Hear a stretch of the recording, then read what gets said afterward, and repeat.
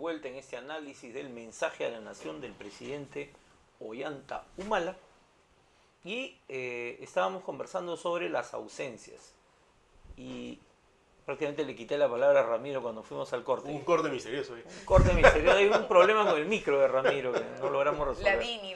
Ramiro. No, bueno, yo quería conseguir como María dice Eduardo en el tema de la Comisión de la Verdad, ¿no? Es algo demasiado importante que revela algo demasiado dramático que pasó en el Perú reciente, como para que se ignore, ¿no? En un discurso presidencial a un mes de los 10 años de la comisión, de la entrega del informe final, ¿no? Lo que señalaba Eduardo, por ejemplo, acerca de los 15.000 desaparecidos, ¿no? Fíjense, ¿no? Nuevamente con mi tic a mirar en la escena internacional, se habla mucho más de Chile. En Chile los desaparecidos fueron 3.000, entre muertos y desaparecidos. Nosotros tenemos el penoso galardón de ser uno de los países donde hay más desaparecidos sin aclaración. Muertos. El primero es Guatemala, en América Latina, luego venimos nosotros, Dios santo. O sea, ¿cómo puede ser que se pierdan, desaparezcan 15.000 personas, ¿no? Y el Estado no dé concreta razón? Se está trabajando, ojo, las fiscalías están trabajando, el Instituto de Medicina Legal, pero me parecería muy decoroso, por decirlo menos, muy digno, que el presidente, en un discurso presidencial, a un mes de cumplirse 10 años de la entrega del informe final, diga algo sobre este dramático hecho y sobre las cuestiones pendientes, reparaciones, etc. Hay muchas cosas que se pueden reconocer en el mensaje. Yo tampoco quisiera ser así, digamos, un francotirador, ¿no? Los 500.000 paneles solares, los problemas de salud, etc. Pero cuando se habla de dignidad humana y de indignación, ¿no? Ese tema de los desaparecidos es algo que debería generar una indignación nacional y que lamentablemente no lo genera. Pero el presidente es quien debe dar la pauta, es decir, esto es un motivo de indignación. No puede ser que hayan desaparecido 15.000 personas y nosotros muy tranquilos, ¿no? Entonces, eso sí creo que me parece una ausencia importante y, a mi juicio, triste en el discurso. Yo recordaba que el año pasado todavía mencionó las reparaciones. Sí. O se están implementando las reparaciones, ¿no? Y además en el año del 10º aniversario del informe. Claro, pero ahora simplemente ya desapareció también el tema. No, pero además, en un momento dice, por favor, no pierdan su capacidad de indignación, ¿no? Y creo que habría que decirle que nosotros no hemos perdido la capacidad de indignación, es él, aparentemente, y desde la presidencia, ¿no? Sí. Más bien recupérela, pues, señor presidente, e indígnese con las cosas que no están saliendo bien ahora, ¿no? Un último tema sobre el mensaje, ¿no? El presidente ha insistido en esta apuesta por la inversión, por el crecimiento, ya bueno, se dijo un poco al comienzo. Defendió además las normas que ha dado, también defendió la ley de servicio civil y no dijo nada sobre la negociación colectiva. Y aunque hizo una alusión lejana por ahí, pasajera y veloz al tema de los precios, la crisis internacional, ¿no? Pareciera que ahí el gobierno, ya con esta reducción de estándares ambientales y de protección del patrimonio y de consulta previa. En 100 días tienes tu EIA. Claro, ya acabó y con eso todo va. En 100 días tienes tu EIA y si en 20 días no te dijeron que hay resto, es lo que quieres. Todo va a funcionar, ¿no?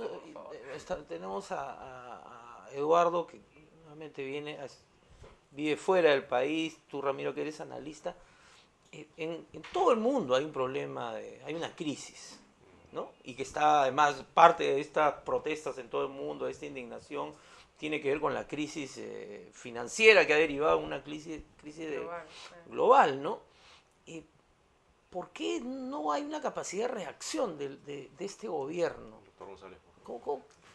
¿Qué pasa cuando un gobierno no reacciona frente a una situación como esta? Diera la impresión de que ven la economía como el clima, ¿no? Se viene un huracán, bueno, pues vendrá, ¿no? ¿Qué vamos a hacer? No es un hecho humano, un hecho sobre el que se puede actuar. Él dice que hay incertidumbre económica externa y luego dice, tenemos sin embargo elementos para hacerle frente. ¿Cuáles son? Que hay reservas, que se huye el sistema financiero es fuerte y que hay capacidad de consumo en la clase media. Y la deuda es chiquita. De terror, porque si te pones a pensar, precisamente en un espacio de inseguridad y de miedo económico, lo primero que va a hacer la clase media es cortar sus gastos. ¿No es cierto? Y entonces no es que la clase media va a comenzar a gastar más para estimular los productos no tradicionales nacionales. No, no es eso. Lo que va a hacer es cortar los gastos, ¿no? Y si gasta, en una de esas gasta en en productos de alto valor agregado que no son nacionales. Entonces, digamos que por ahí no es la cosa. Sistema financiero fuerte, no tenemos tanto tiempo como para saber si efectivamente ese es un sistema financiero realmente fuerte. Y en cuanto a reservas internacionales, los coletazos de la crisis mundial son tan fuertes que afectan incluso a países con reservas internacionales muy altas. Entonces, hay que tener ahí mucho cuidado.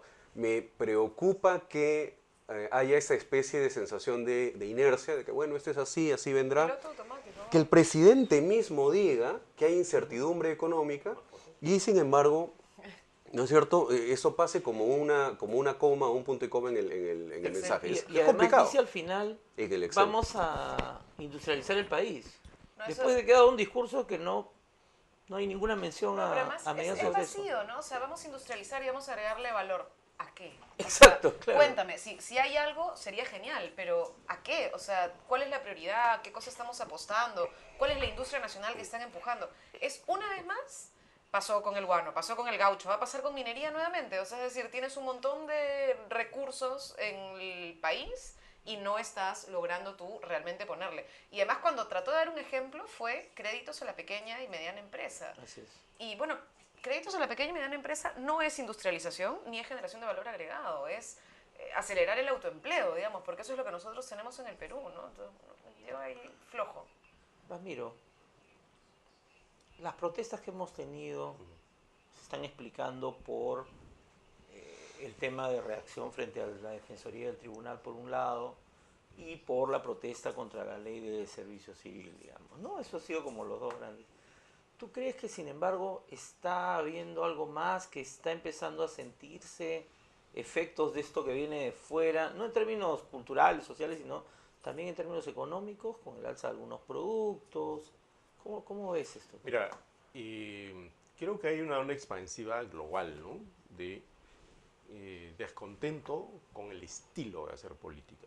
O sea, cada país tiene sus motivos para protestar. No es lo mismo indignarse en Egipto que indignarse en Wall Street, que indignarse en Turquía o en Brasil. Sin embargo, creo que sí hay algunas líneas comunes. Una es esta de el descontento, el rechazo abierto contra la forma de hacer política. Es algo que creo que debería ya merecer el estudio antropológico, sociológico, ¿no? Porque ya viene ocurriendo recurrentemente, ¿no? Ya no es un brote por ahí, por acá.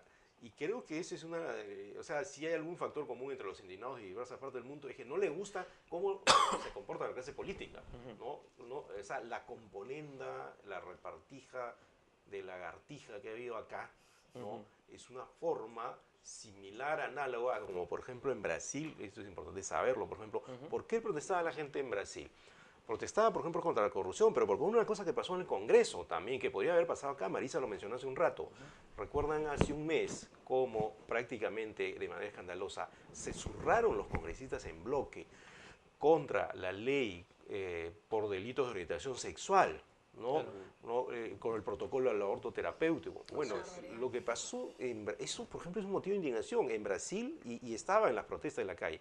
En Brasil, cuando se desatan las protestas, uno de los motivos de protesta era porque en la Comisión de Derechos Humanos de la Cámara de Diputados habían puesto a un pastor evangélico, ¿no?, que era un tipo abiertamente racista y homofóbico. Entonces, hay cuestiones de indignación ciudadana que tienen que ver con lo económico, pero tienen que ver con esta cuestión de derechos, ¿no? Derechos de las minorías, derecho a que no haya tanta corrupción, la indignación contra la forma de hacer política. Eso sí, por ejemplo, es común en varias partes del mundo, ¿no? Hay en otras partes cuestiones por desempleo, etcétera. En Turquía, por ejemplo, ¿contra qué protestaba la gente? Contra que en el metro de Ankara habían prohibido a la gente besarse, ¿no? Si te das cuenta, hay un reclamo que podríamos tildar de casemillero incluso, ¿ya? Pero a buena hora, pues, ¿no? A buena hora que la gente se dé cuenta de que no es solo la economía o la macroeconomía la que provoca el bienestar, sino también el ejercicio de ciertos derechos que también, déjenme que me ponga un poco bíblico y no me censure, ¿no? No solo de pan vive el hombre, ¿no? Es decir... ¿Eso realmente dice la Biblia? Nunca lo he sabido. Lo dijo Cristo. Ya, muy bien, perdón. Lo he escuchado tantas veces. Con esta frase nos vamos a un corte y volvemos con el último bloque de esta interesantísima conversación para conversar sobre qué cosa se viene después de las protestas y después del discurso. Bueno, Jesucristo